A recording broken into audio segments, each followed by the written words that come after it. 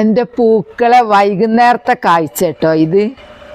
രാവിലെ വേറൊരു കളറൊക്കെ തോന്നും, വൈകുന്നേരത്തെ സമയത്ത് ഈ കളറാ. ഇതാണ് എൻ്റെ ബോഗൺവില്ല.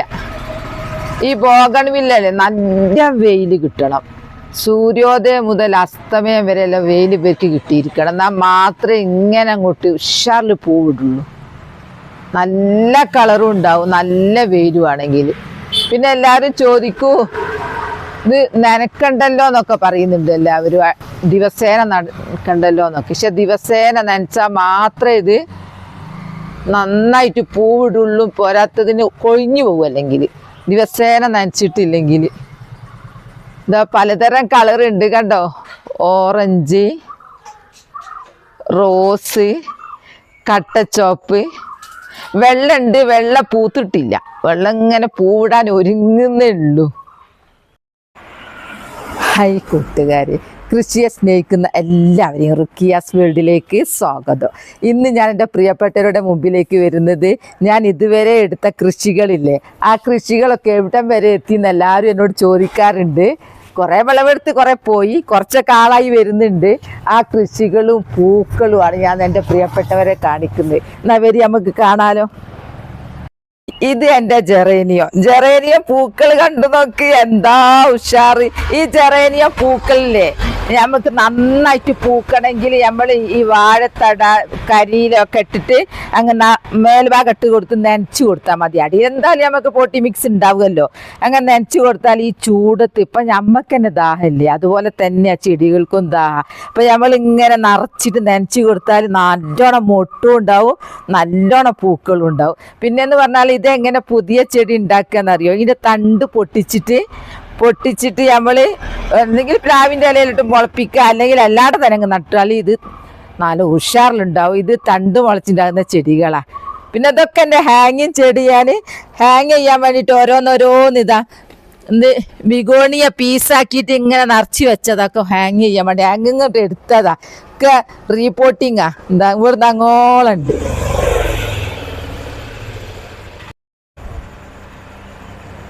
ഇതെൻ്റെ ബാൾസ് ഉണ്ടല്ലോ, നാടനുണ്ട്, ഹൈബ്രിഡ് ഉണ്ട്. ഈ ഹൈബ്രിഡ് ബാൾസ് അല്ലേ, അത് നല്ല തിങ്ങിങ്ങോട്ടുണ്ടാവും. നാടൻ ബാൾസ് ഉണ്ടാവും, നാടൻ ബാൾസത്ത് നിൽക്ക് നല്ലൊരു കളറാണ്, ദൂരസം. അത് ഹൈബ്രിഡാട്ടോ. ഞാൻ നീളത്തിൽ അങ്ങ് വെച്ച് കൊടുത്താൽ സൂപ്പറായിട്ടുണ്ടാവും. കണ്ടോ, വെള്ളമുണ്ട്. ഇതാ നാടൻ ബാൾസം വെള്ളമൊക്കെ ഉണ്ടായിരുന്നു. നോക്ക്, ഇതിൻ്റെയൊക്കെ ഒരു കളറും ദൂരം വാങ്ങിയ. എല്ലാവരും എന്നോട് ചോദിക്കും ഇത് എങ്ങനെയാ പിടിപ്പിക്കുക. നോക്കുതാ, നല്ല അടിപൊളി. ഇത് പിന്നെ എൻ്റെ ഡെയ്സിയെ കുറേ ഞാൻ പ്രൂണിങ് ചെയ്ത് നിർത്തിയതാ.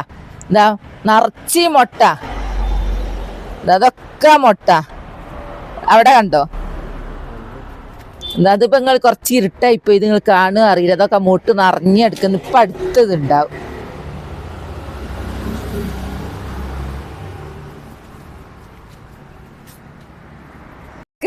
ഇതെന്താ അറിയോ, ഇത് ജെറേനിയ വെള്ളായിട്ടാണ് ഞാൻ വാങ്ങിയത്. ഇത് ഹാങ്ങിങ് ചെടിയാ. നോക്ക്, ഇത് പൂട്ട നോക്ക്, ഇതാ വാങ്ങി. അടിപൊളിയാണ്. ഇഷ്ടം പോലെ മുട്ടും ഉണ്ട് കണ്ടോ, ഇഷ്ടം പോലെ മുട്ട്.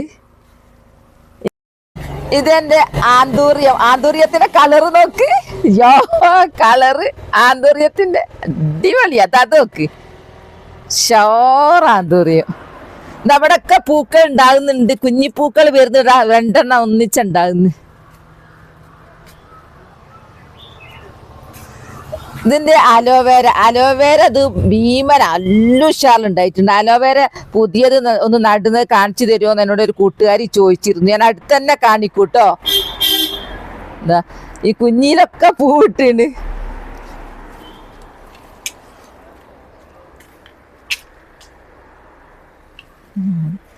ഇതൊക്കെ എൻ്റെ പച്ചക്കറികളാണ്. ഒരു പ്രാവശ്യം പച്ചക്കറി ഉണ്ടായി വിളവെടുത്ത് ഇത് കഴിഞ്ഞതാ, രണ്ടാമത് ഞാൻ പിടിപ്പിക്കുന്ന കേട്ടോ. നോക്ക്, ഇതൊക്കെ എത്ര പെട്ടെന്ന് ആൾ ഉഷാറായി വന്നതെന്നറിയോ.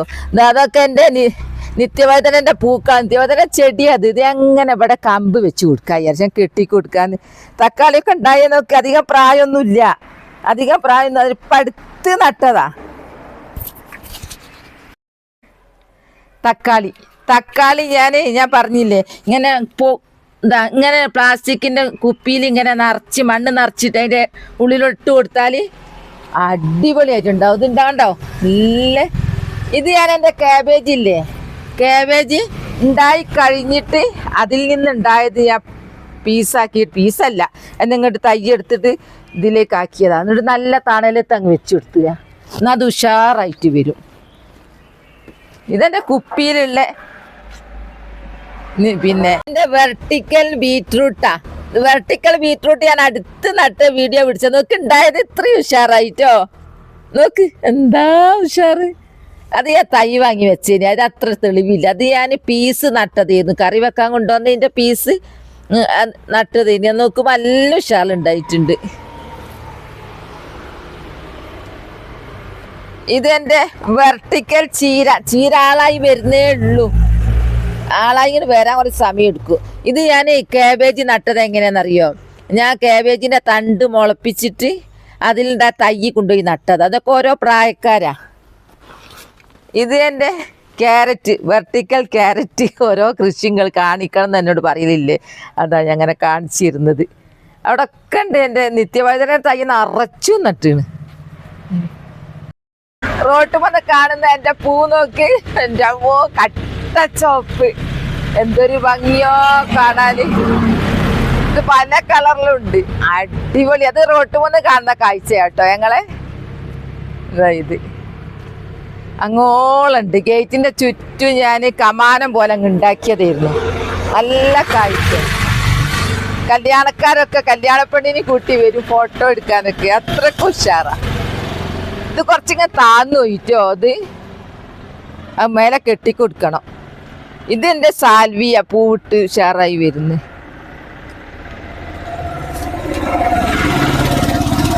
ഈ ചെടി എന്താണെന്നറിയാം നിങ്ങൾക്ക്? ഈ ചെടി പണ്ട് കാലത്തൊക്കെ ഉണ്ടായിരുന്നു. ഇതിപ്പോൾ നല്ല ഉഷാറിൽ കായ്ച്ചിന്. മീൻകറിയിലൊക്കെ ഇടുന്നാന്ന് പറയുന്ന കേൾക്കുന്നുണ്ട്. നോക്കട്ടെ. എൻ്റെ കാബേജൊക്കെ ഞാൻ പുറത്താണ് കേട്ടോ, റോഡിൻ്റെതാ. ഇതൊക്കെ കാബേജാ. എന്താ ഇതെല്ലാം കാബേജാ. നോക്ക്, ഇതൊന്നും അധികം പ്രായമായിട്ടില്ല കേട്ടോ, ആയി വരുന്നേ ഉള്ളൂ. എന്താ കണ്ട ഉള്ളിലായി വരുന്നേ ഉള്ളൂ. അതൊക്കെ എന്താ ഒരു ചീരത്തൈൻ്റെ ഒരു കാബേജ് ഇവിടെ കേടുന്നു. ഞാൻ ചീരത്തൈ വെച്ചു കൊടുത്തേ. നോക്കുമ്പോൾ അത് എന്താ വളർച്ച. എന്താ ഇതൊക്കെ എൻ്റെ കാബേജാ. ഇത് ഒച്ചി തിന്നിന് ഞാൻ മരുന്നടിച്ചിനിൻ്റെ. ഒച്ചി തിന്ന സമയത്ത് അതൊക്കെ പോയി, ഇപ്പം ഒന്നുമില്ല. ആ മരുന്ന് ഞാൻ എൻ്റെ വീഡിയോയിലുണ്ട് കേട്ടോ. ഇത് ബോഗൺവില്ല വേറൊരു പൂവാട്ടോ. അത് കുരുകുലുവിൻ്റെ വീട്ടിൽ നിന്ന് കൊണ്ടുവന്നിരുന്നു. നമുക്ക് അതേ പൊങ്ങിയില്ല, എന്നാൽ നല്ല പൂക്കളാട്ടോ, നല്ല കളറുള്ള പൂക്കൾ. ഇതൊക്കെ എൻ്റെ വഴുതിനൊക്കെ വിളവെടുത്തു. ഇതാ കുറച്ചുണ്ട് വിളവെടുക്കാൻ.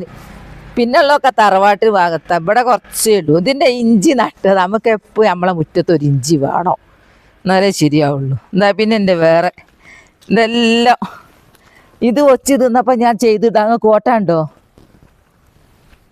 ഇതെൻ്റെ ഉരുളക്കിഴങ്ങിൻ്റെ ചിലത് പിന്നെ ആളായി വന്ന്. ഇതൊക്കെ ചീര നോക്കി പറക്കിയിട്ട് താമസിച്ച് പൂ വരിക. ഇതൊക്കെ എൻ്റെ കപ്പ കൃഷിയാട്ടോ. കപ്പ റോഡ് സൈഡിൽ കപ്പ നട്ടത് എന്നിട്ട് പിടിച്ച് കെട്ടി കൊടുത്ത് അങ്ങോട്ടേക്ക് തൂങ്ങാണ്ടക്കാൻ. ഇതുണ്ടോ കെട്ടിയേ കണ്ടോ, കെട്ടിക്കൊടുത്ത് അങ്ങനെ വാഹനം വരുമ്പേ കാണാണ്ടായതാ. ഇവിടെ ഒക്കെ ഞാൻ ചീര നട്ടതാ. ഇവിടെ ഒരു കാബേജ്. ഇതിൻ്റെതൊക്കെ ഓരോ പ്രായക്കാരാ കാബേജ്. ഇത് തക്കാളി ഉണ്ട്.